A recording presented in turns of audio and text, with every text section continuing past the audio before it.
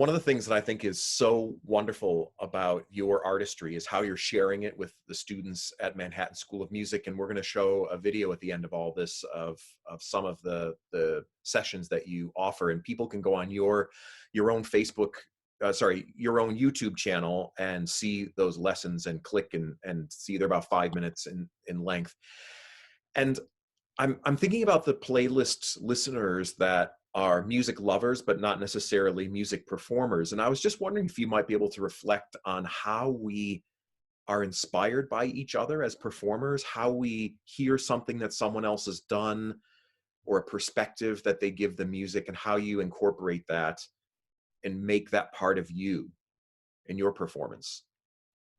You know, as a performer, as a professional, I would say, for me is the most important, especially of course, because I'm a pianist and piano is a very unique instrument. It's a percussion instrument, but you need to make it sing. It must be a really singing sound on the piano. And for me, the most inspirational is when I hear when the sound is singing. On the piano, of course, and I must say that the old masters, like Emil Gilels, for example, Russian great pianist, his sound was so refined and so singing because the legato is one of the most important part of the technique, real technique on the piano. As I say, it's a percussion instrument. There is a lot of hammers. Also, there is a strings and keyboard. So you're kind of typing, but at the same time, you need to make every type, every key get together, kind of like continue the sound between one key to another key. We have pedals, we have 3 pedals on the piano. And everything together is a very complicated process of a technique, the right technique, how to make piano sing. But for me, it's very inspirational since I was little, to listen to a great masters who are not living anymore, because they knew how to really, the secrets, how to make piano sing. And also not necessarily pianists. For me, very important to listen to voice. And I always say to my students, please first sing the melody which you want to play on the piano, sing yourself, and to see how you breathe, how you make a phrase, and then do the same at the piano. Because voice is showing you. I love opera. And for me, very inspirational is to hear how voice is making these huge lines, how singers are breathing in the really right moments. Because these moments of silence when they're breathing is also very important. It's music as well. So it's very kind of like professional side of inspiration. But this is what you asked, because also as a music lover, I just love music. When I hear Rachmaninoff's Second Symphony, I cry. Right. And, and it inspires me just because music is so beautiful. It's the most gorgeous thing in our world. But as a professional, if someone will touch me by the phrase, and then when Clyburn was doing such a great phrasing, I will never forget when I heard, as I said, his Tchaikovsky Piano Concerto live, few times actually, one in Interlochen, in Michigan when I was there for the summer festival, and he came and played as well. I played before him, and then he came. I was like, of course I need to stay and listen. And that phrasing was unique. I was so inspired, and I was saying this to young students who were sitting next to me. I said, did you hear, did you understand that? They were really trying. They were trying to get that moment of that little phrasing. But, his phrasing is unique and no one can do it, but you can learn how to do it. And our process of learning is all lifelong. So we are very lucky to be inspired all the time in our lives. Yeah, it's interesting. A lot of my colleagues that are in early music performance are talking about how when they have their violin line or their cornetto line or whatever other instrument they're playing, many of them will write in the text so that they can see that while the composer has written the melody for their instrument, actually it's supporting the text, the underlying text that's being sung, so that when they write it in, they see where the emphasis and the sentence is, where the comma happens. And I think sometimes it's easy to forget when we're learning music, especially as young performers and students, it's easy to forget that there's punctuation in the music. Yeah, exactly. So what do you find when with your students generally? I'm going to make a very gross generalization, but what are the things that you're discovering in your own teaching that you feel like the majority of students you have to say some things to many of your students? What would those kinds of topics center around as for young emerging artists? You know, it's a learning process, not only for them, but for me as well. Yeah. It's great to learn something from the new generation, always something new I hear, I know I will, remember. And it's fantastic. I love teaching. And I must say that always I say to everyone, please look at the scores. Everything is written there by the composer. You know, many young people, they learn once and they never come back to scores. They don't want to see it again. But you know, when you play one piece more than a year, you know, you need to come back to the score and see what may be new you can find there. And actually, you know, I play, for example, let's say example of Rachmaninoff's third piano concerto. I played so many times, but every time I want to see something and discover something new in the scores. This is why I have, you know, I love this process. I have my scores with me, not electronic. I like paper scores. No iPads for you.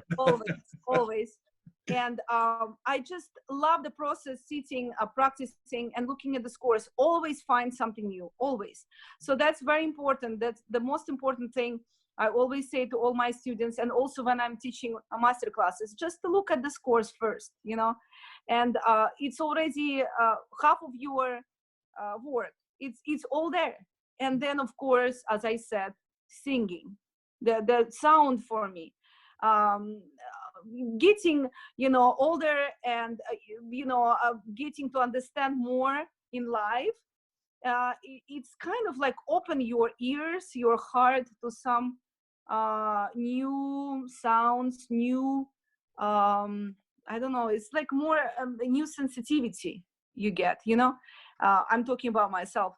And for me, the sound must be, I already repeat this word, refined, because it must be, you know, you can't just hit the note.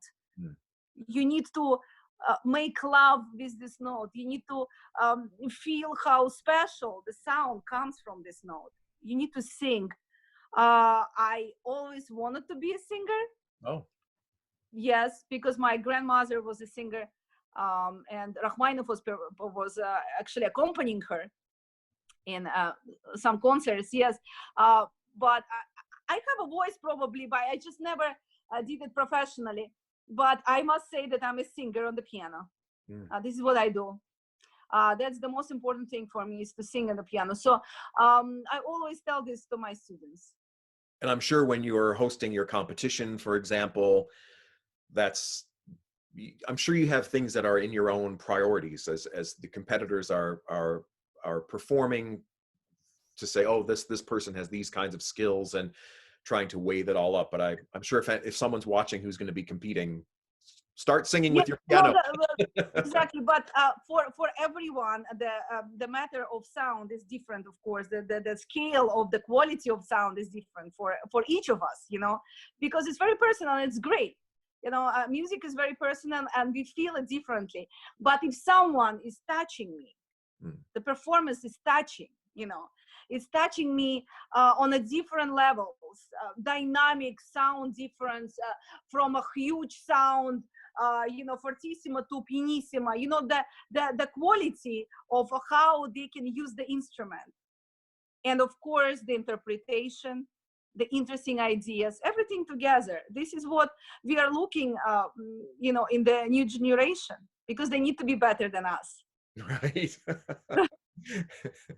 Is there some piece of music well, I should say that we are often associating your performances with Rachmaninoff, and because you do such amazing things with them, but are there composers that you really feel a different kind of affinity for. I know there's some Debussy that people can watch on YouTube. Maybe surprise us with something that people should know that you are a particular lover of as well. I love Brahms. Oh. Yeah, I have a recording of Brahms variations. I love Brahms. And my first Carnegie Hall debut, I played Brahms Handel variations, one of the most difficult variations with a huge fugue in the end. I love Brahms. And actually, when I was pregnant with my son, I was playing a lot of Brahms, and it's his favorite composer. So it's really a special composer, and he had such an incredible life, and so tragic in the way that you know, his love to Clara Schumann and everything what he wrote is full of love to her, and it's very difficult pianistically. I just recorded Brahms Quintet with my friends, Dali Quartet from Philadelphia, and the recording should be released soon, but with our difficult times right now with the virus, I'm not sure when it will be released, but I'm very happy I did it, because I just love this quintet. It's like a kind of another piano concerto, just with a smaller group, you know, with a smaller group, the string group.